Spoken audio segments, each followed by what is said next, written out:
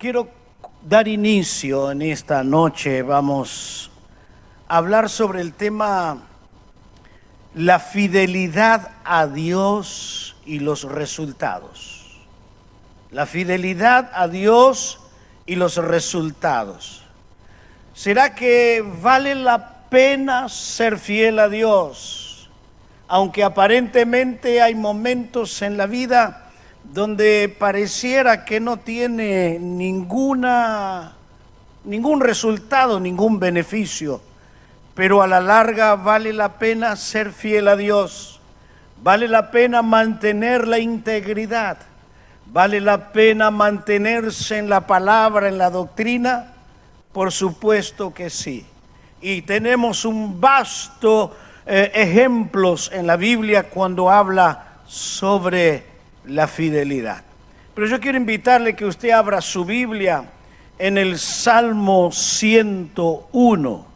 Salmo 101. Y voy a tomar un versículo de ahí, pero antes de exponer ese versículo, quiero que hagamos una observación general del Salmo 101. O sea, miremos contextualmente, pero especifiquemos el texto que quiero tomar como base para esta noche. Dice así el Salmo 101. Misericordia y juicio cantaré, a ti cantaré yo, oh Jehová. Entenderé el camino de la perfección cuando vengas a mí. En la integridad de mi corazón andaré en medio de mi casa. No pondré delante de mis ojos cosas injustas. Aborrezco la obra de los que se desvían. Ninguno de ellos se acercará a mí. Corazón perverso se apartará de mí. No conoceré al malvado, al que solapadamente infama a su prójimo, yo lo destruiré. No sufriré el de ojos altivos o altaneros y de corazón vanidoso. Y acá está el texto clave.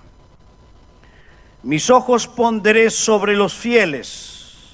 Ahí está el tema, los fieles de la tierra, para que estén conmigo y que anden en el camino de la perfección. Este me servirá. Amén. Qué bueno. Oiga esto. Cuando usted va a estudiar un salmo, preste mucha atención. Es muy simple de encontrar el tema del salmo. Cuando usted va a leer un salmo y quiere saber cuál es el tema, casi normalmente aparece en el versículo 1 o en el versículo 2 o en los dos versículos. Usted va a encontrar el tema del salmo. Eso casi ineludible. Casi siempre usted tiene el tema del salmo en el versículo 1 y en el versículo 2. Entonces dice en este versículo 1, misericordia y juicio cantaré, a ti cantaré yo, oh Jehová. Entonces el salmista alaba a Dios por la misericordia y por la justicia de Dios. Y esto es lo que va a desarrollar en el Salmo, por la misericordia y por la justicia del Señor.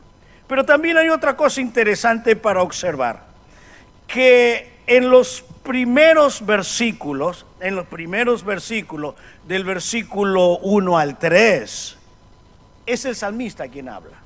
Es el salmista quien expresa su gratitud.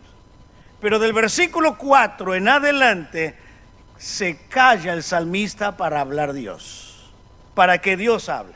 Entonces esto es muy normal en muchos salmos, que el salmista es inspirado por Dios para varias cosas. Una de ellas es traer profecías, otra traer advertencia, otra traer un mensaje de consolación. De alguna manera Dios interviene en el salmo y Dios comienza a hablar. Y mirando muy rápidamente en el contexto de este salmo, yo encuentro varias cosas, pero no están dentro del tema, pero quiero resaltarle rápidamente lo que el salmista dice y que lo que él va a practicar y lo que Dios quiere que practique. En los primeros 3 versículos, el salmista va a comprometerse con 4 cosas. Y mientras en la segunda parte, Dios pide del salmista o de todos los que han de escuchar 6 cosas. Entonces es interesante, muy rico este salmo. Por eso en el versículo 2 dice la determinación del salmista: entenderé el camino de la perfección. Primer desafío para él, entender el camino de la perfección. La segunda cosa que el salmista va a colocar como objetivo y como práctica está en el versículo 2. En la integridad de mi corazón andaré. La segunda cosa, voy a andar en integridad. La tercera cosa en el versículo 3, no pondré delante de mis ojos cosas injustas. Él no va a colocar cosas injustas. La cuarta cosa que él determina de lo que él va a hacer: aborrezco la obra de los que se desvían. Mire, ¿cuánto tiene para enseñarnos este salmo? Entonces luego calla el salmista y empieza a hablar Dios. Y usted va a encontrar por lo menos 6 cosas más. Pero yo solamente voy a centralizarme en el tema que quiero iniciar esta noche. Y el tema que quiero iniciar es la fidelidad a Dios y el resultado. Entonces quiero centrarme en el versículo 6. Y el versículo 6 dice: mis ojos pondré en los fieles de la tierra. Y ahí quiero que usted se detenga en esa palabrita, para. Usted la habrá leído centenas de veces en la Biblia, esa palabra para. Pero yo le voy a mostrar qué importante es esta palabra para. Porque normalmente esa palabra para hace la separación de lo que está diciendo. O sea, lo que viene antes de la palabra para es lo que está trabajando, lo que está accionando, lo que estamos creyendo, lo que estamos determinado a accionar. Y el término para es el objetivo hacia Dios, hacia donde me lleva a practicar en esta vida. Ya lo voy a mostrar algunos ejemplos. También lo hubo en la vida de Jesús un para también. También lo hubo. Usted va a recordar Lucas capítulo 4, cuando él dice, él fue ungido con el Espíritu Santo y dice, para. Ahí está el propósito. ¿Para qué? Para el propósito. Para ese propósito. Y ahí menciona 6 propósitos, pero ahora, ya, ahora, para, es ya. Es muy similar esta palabra para con el término a fin. A fin. Pero ¿qué diferencia hay entre el para y el a fin? El para es ahora. El término a fin es el objetivo final hacia donde quiere dirigirme. Por ejemplo, en Efesios 4:11 menciona los ministerios y dice a fin, ¿cuál es? Que seamos como Cristo. ¿Cuál es la meta final? Ser como Cristo. Llegar a ser como Cristo, pero eso es la meta final. Entre entonces el para y el a fin son 2 palabras que van casi juntas. Para es para el presente y a fin es el objetivo final.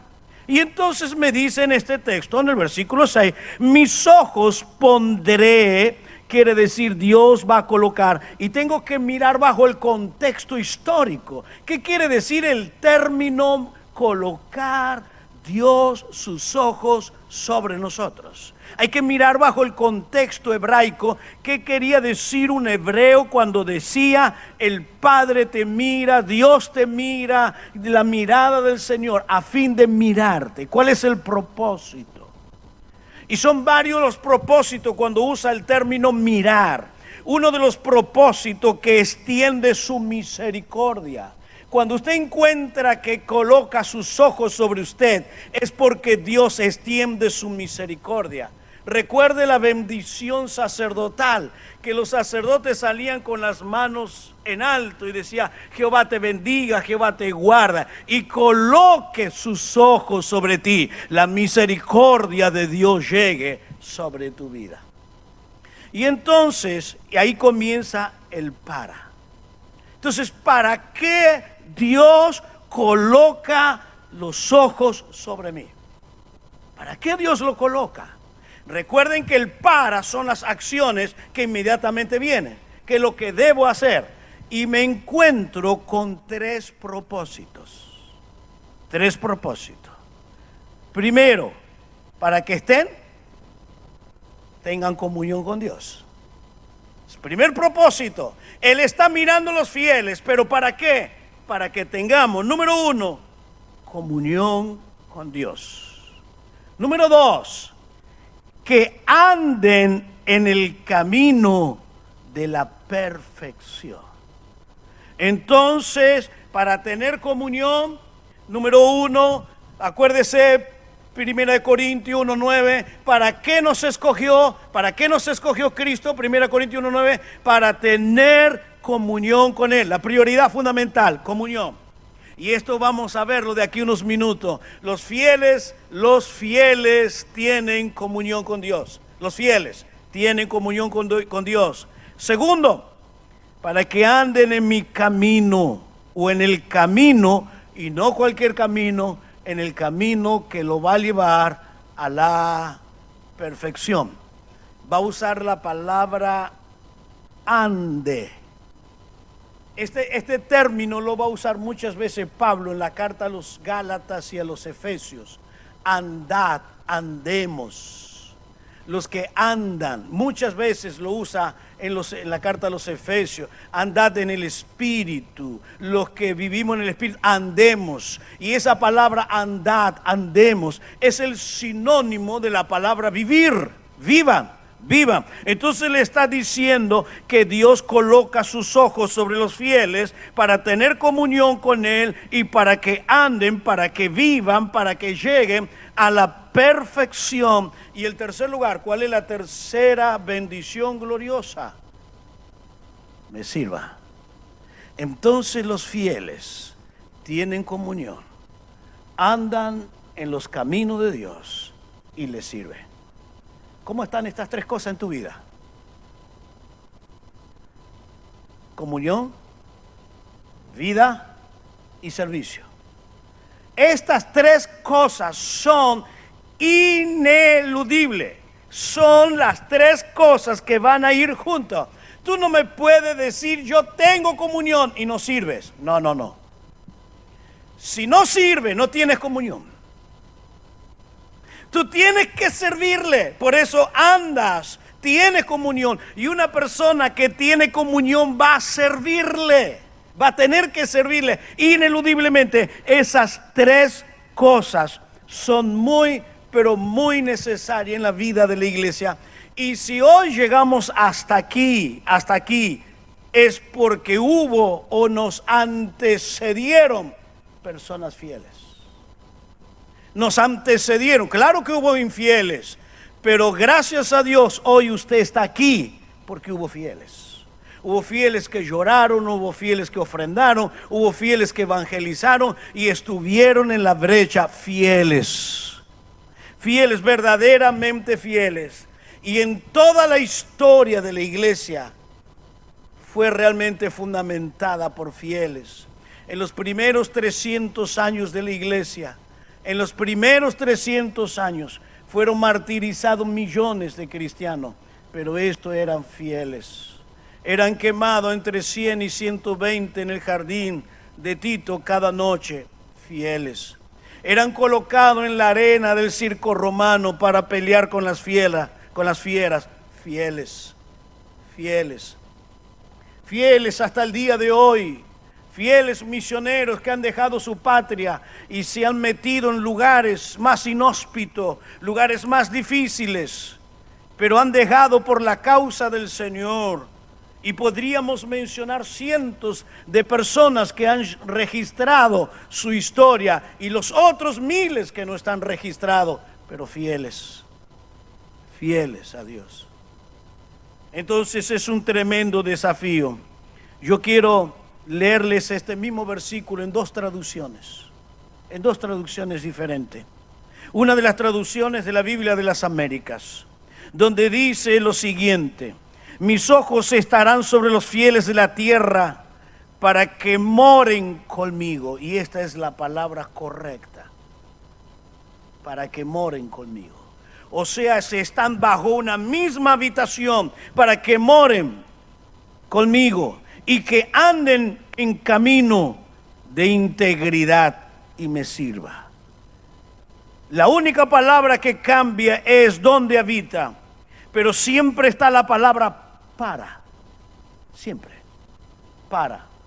Y la otra versión, la de Biblia, Dios habla al hombre, dice: pondré mis ojos en los hombres leales para que vivan junto a mí, tan solos estará a mi servicio el que lleve una vida recta.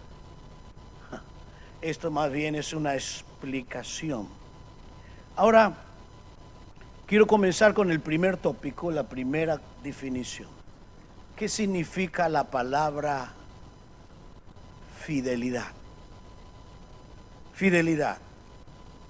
En el hebreo, la palabra fidelidad significa genuinidad, confiabilidad, constancia, honestidad. Esto es en el hebreo. En hebreo significa esto: confiabilidad, constancia, persistencia.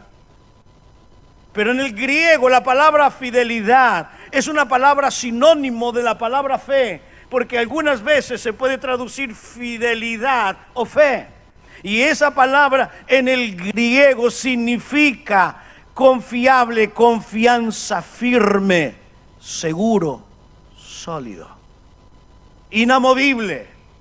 Estos son los fieles. A esto Dios va a mirar. Ahora quiero decirte que la fidelidad es una determinación personal. Y yo quiero desafiarte y quiero orar por ti al finalizar esta predicación. Que tú determines ser fiel. Porque los fieles son los que han cambiado su vida, han cambiado familia, han cambiado ciudades y han cambiado naciones. Han revolucionado porque fueron fieles a Dios. Y fueron mucho más lejos de lo que ellos imaginaron, porque ellos estaban en las manos del Señor y Dios hizo lo que Dios quería con ellos. Fidelidad. En primer lugar, o sea, el primer significado, lo que significa la palabra fidelidad. Pero en segundo lugar, los fieles son las personas que tienen, los que practican, los que viven la comunión con Dios. Los que viven en la comunión con el Señor. Y el Señor Jesús en la última noche, cuando estaba hablando con sus discípulos, Él les habla de esto. Pero antes de ir a este tema sobre la comunión, yo les dije que iba a mencionar un poco el término para. Me estaba olvidando, pero quisiera que veamos esa palabrita para en la Biblia. Algunas veces, cuando aparece ese término para. Y observen qué importante que es para el plan de Dios esa palabra para. En Efesios capítulo 2, versículo 10, ese para prácticamente es el resultado de ser salvo. Se lo repito, ese para es el resultado de ser salvo. Entiéndalo por favor, es el resultado de ser salvo. Usted es salvo, usted es para. Efesios 2:10 dice lo siguiente. Dice, porque somos hechura suya, creado en Cristo Jesús. Somos creados, somos criatura de Dios, pero en Cristo Jesús somos hechura de Dios. Y aquí viene la palabra para. ¿Para qué soy una nueva criatura? ¿Para qué yo nací de nuevo? ¿Para qué soy salvo? ¿Para qué Dios me rescató? Para buenas obras. ¿Y cuándo Dios preparó esas obras para conmigo? ¿Cuándo Dios preparó esas obras para contigo? ¿Cuándo Dios la preparó de antemano? Y para, nuevamente la palabra para que andemos en ellas. Y vuelvo a preguntarte, ¿estás andando en ellas? ¿Estás caminando en el para de Dios? Dios coloca sus ojos sobre los fieles para. Dios coloca sus ojos sobre ti para. ¿Para qué? Para que andes en buenas obras, y Él la preparó de antemano. Pero vuelvo a insistir, es una determinación personal, es tuya. Dios te da el plan, Dios te lo muestra. Pero ¿cuándo aceptamos el plan? ¿Cuándo aceptamos el para de Dios? Yo creo que no hay mejor cosa que esta. Cuando yo acepto el desafío de Dios, cuando yo me meto sin desconfiar, sin duda en el plan de Dios. Cuando yo me meto en el plan de Dios, cuando conozco al Dios del plan.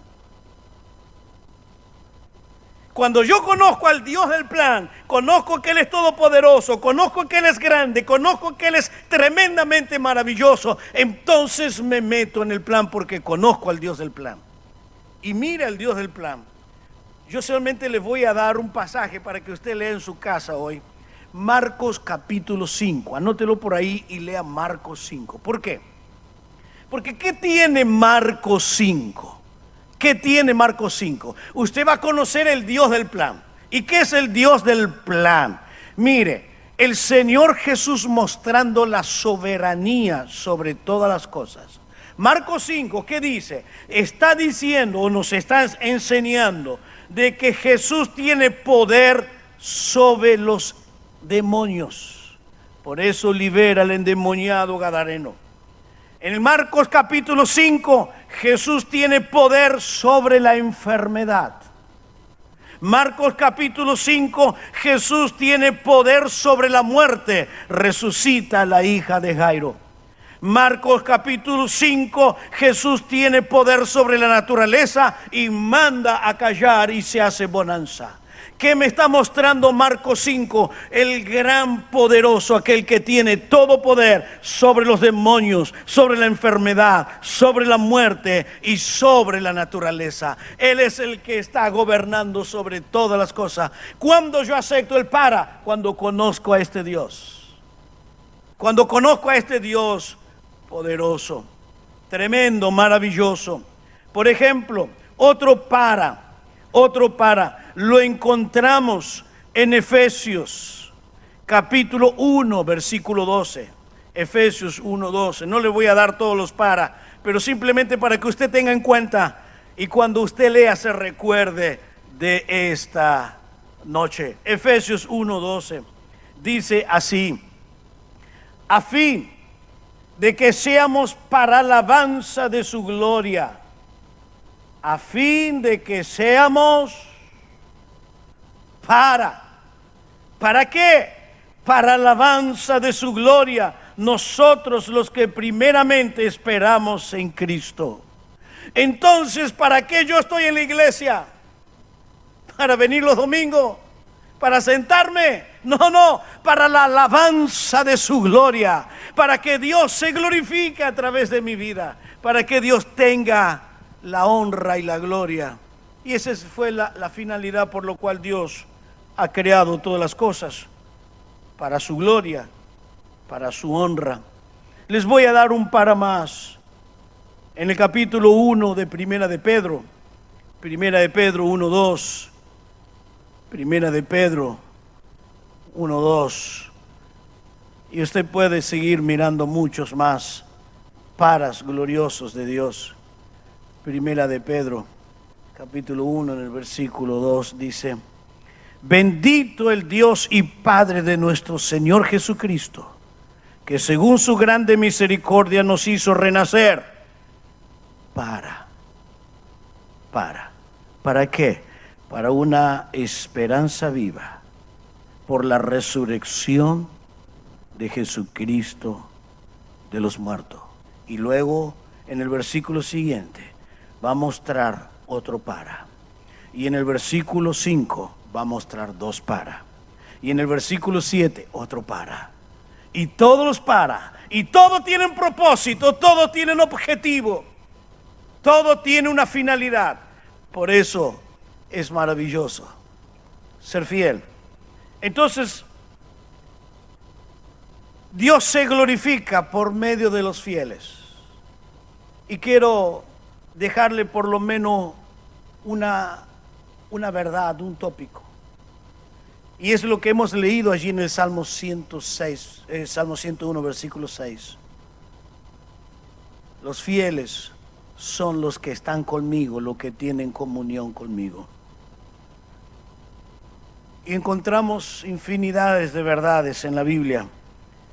Pero una de las verdades fundamentales de la Biblia la encontramos en Juan capítulo 15, en la última noche de Jesús.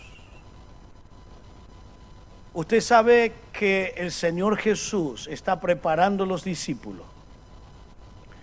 Él lo está preparando a los discípulos para confrontar la batalla del mundo, para llevar el Evangelio.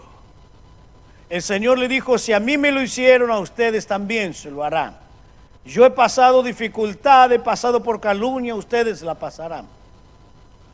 Ningún verdadero cristiano va a vivir siempre en las alturas con bendiciones y gloria. Vamos a tener que pasar persecuciones si somos verdaderos cristianos. Por causa de la justicia, dice Mateo, por causa de la justicia van a vituperar y decir toda clase de mal contra vosotros mintiendo. Pero el Señor Jesús, entre los consejos que le da a sus discípulos, son varios consejos prácticos que ellos van a tener que confrontar. Y una de las cosas prácticas que el Señor le habla es permanecer en comunión. Y se repite Juan 15, del versículo 1 al 10, 10 veces se repite la palabra permaneced, permaneced, permaneced, permaneced. Pero tengo que mirar el contexto de este pasaje, y me está diciendo que yo debo permanecer en la vid. Quiere decir que tengo que tener comunión con el Señor. Comunión con el Señor. Y yo quiero simplemente dejarles dos versículos de este pasaje de Juan 15. Y quiero rescatar por lo menos dos cosas importantes de la comunión, de la permanencia en la comunión. Juan 15, versículo 4 y versículo 5. Dice: permaneced en mí, en comunión con el Señor, y yo en vosotros, como el pámpano. Ahí está la clave. Ahí está la clave de los fieles.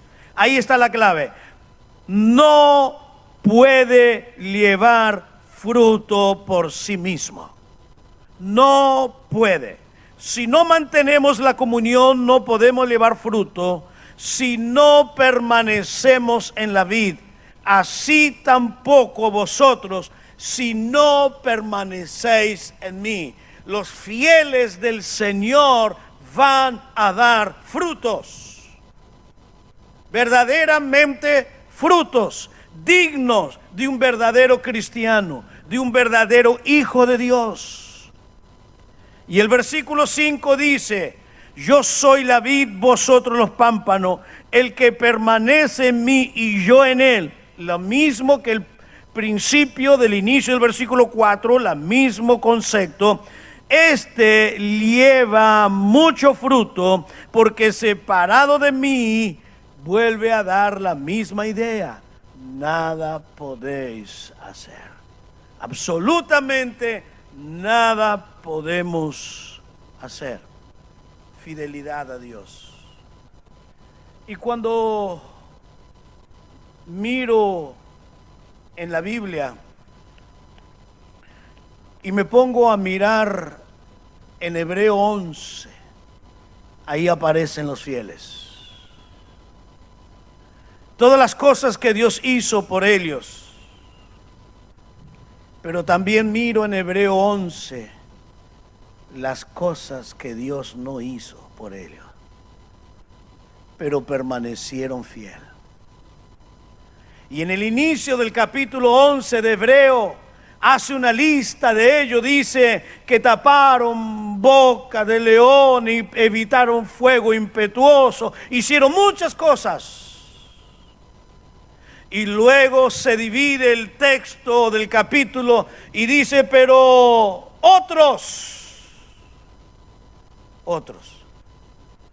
esos otros anduvieron de acá y para allá, vestidos de ovejas, de pieles de oveja, errantes, fueron muertos a filo de espada, el cual el mundo no era digno de recibirlos. Ahora yo me pregunto a mí mismo, si me tocara vivir la segunda parte, el silencio de Dios, no paga fuego impetuoso, no evita filo de espada, no triunfamos en las grandes batallas, sino que somos perseguidos, maltratados. ¿Seguiré siendo fiel? Pero vuelva a este versículo, Salmo 101, versículo 6. Colocaré mis ojos sobre los fieles. Dios va a colocar sus ojos sobre los fieles y con toda seguridad de que vamos a ser triunfadores, porque el Señor está con nosotros.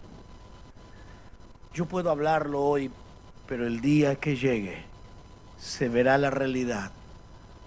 Si en esta pandemia ha dejado tantos cristianos fuera de los caminos, abandonando la casa de Dios, abandonando la comunión, imagínate qué será si viene una persecución.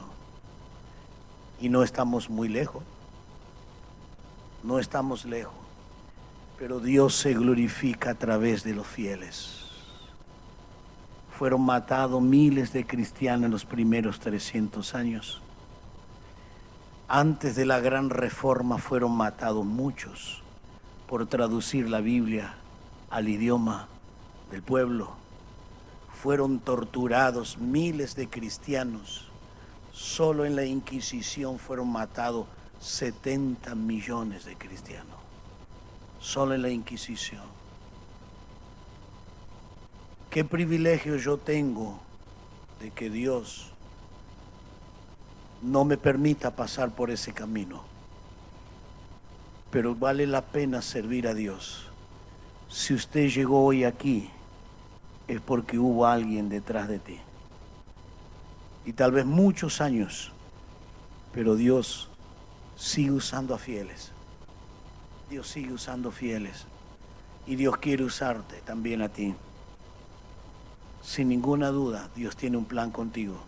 Lo preparó de antemano. Vamos a orar y pedir, Señor, quiero serte fiel. Tú sabes en qué está fallando. Tú sabes en qué precisas. Mañana voy a seguir con este tema, pero vamos a seguir hablando. Los fieles alcanzan victorias. Los fieles alcanzan grandes bendiciones. Pero Dios no bendice a los mediocres. Dios no bendice a los mediocres. La palabra mediocre significa quedarse a mitad de camino o subir una montaña hasta la mitad. Eso significa mediocre. Dios se glorifica con lo que se esfuerzan para el Señor. Padre, gracias yo te doy porque me antecedieron muchos hombres como mujeres. Han dado la vida por la causa. Dejaron todo. Aún el mismo apóstol Pablo podía decir: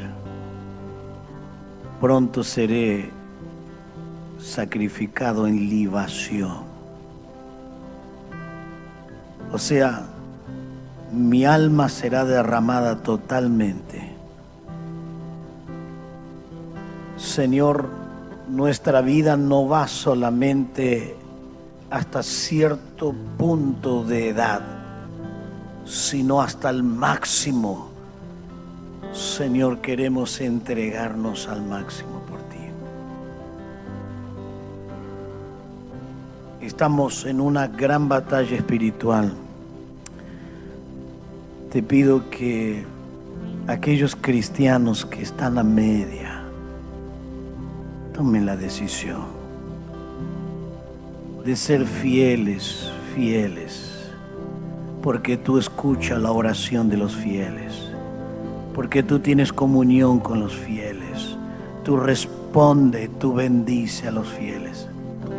Ayúdame a ser fiel en mi matrimonio, ayúdame a ser fiel en mi casa, ayúdame a ser fiel en la iglesia, ayúdame a ser fiel a ti. Ayúdame que mi fidelidad me acompañe siempre y que nunca venda la verdad. Nunca venda la verdad, sino que permanezca fiel a ti, Padre. Señor, permíteme disfrutar los últimos años que me quedan en el ministerio, pero ser fiel. Ser fiel y ver las almas, ver el avivamiento en medio de la apostasía, pero ver un avivamiento de gracia y de bendición. Bendice a este hombre para que pueda bendecir sus hijos. Bendice a esta mujer para que sea una bendición en su matrimonio. Bendice la familia para que la familia sea una bendición en la iglesia, Padre. Señor, quítanos el egoísmo, las ambiciones personales. Señor, entregado enteramente, totalmente a ti, Señor. Sí, Señor, bendito. Bendice a mi hermano y mi hermana en esta noche. Que esta palabra pueda seguir trabajando en su corazón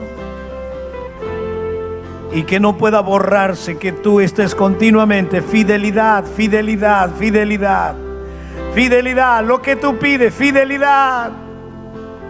¿Qué es lo que tú pretendes? Fidelidad. Sí, Señor, fieles. Fiel a ti, oh Dios. Son aquellos los que tienen comunión porque te conocen. Son fieles. Gracias, Padre amoroso. Gracias por esta noche. En el nombre maravilloso, en el nombre poderoso, en el nombre que es sobre todos los nombres, oramos. En el nombre de tu Hijo amado Jesús. Aleluya. Aleluya, gloria a tu nombre, alabado sea. Sí, Señor, sí, mi Dios, tú cambiaste el mundo, revolucionaste el mundo con 12 fieles. También lo haga con nosotros. en el nombre de Jesús. Simplemente si hay alguien que precisa oración en este tema, quiero que tú levantes tu mano nada más y voy a orar por ti. Dios te bendiga, Dios te bendiga, Dios te bendiga, Dios te bendiga. Oh, veo muchas manos, gracias a Dios, Dios les bendiga. Vuélvete a casa, fidelidad, fidelidad. La tentación está, pero fidelidad, fidelidad a Dios. Aleluya.